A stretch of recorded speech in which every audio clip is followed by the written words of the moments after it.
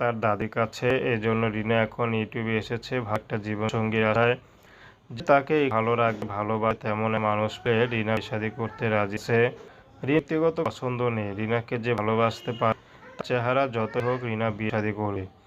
তো রিনা ইউটিউবে আনিয়ে রিনা পড়াশোনা বেশি হয়তো করতে পারেনি, কিন্তু সাংসারিক দিক দিয়ে রিনা একেবারে পাকা। আমি হয়তো পড়াশোনা করতে নেই, কিন্তু আমার দাদি আমি শিক্ষা দিয়ে, যেটা দিয়ে আগে আয় উন্নতি করতে পারবো, স্বামীর সাথে থাকা যায় সেটাতে করতে পারবো, এবং স্বামী যদি মাঝে মধ্যে খারাপ আচরণ করে তাকে কীভাবে কন্ট্রোলে আনা শিক্ষা আমাকে দিয়েছে। ইনশাল্লাহ স্বামী যতই খারাপ হোক আমি তার ঘরেই করে যাব এবং তাকে বুঝিয়ে শুনিয়ে তার সংসার করে বাকি জীবনটা কাটিয়ে দিতে চাই, চেহারা যেমনই হোক।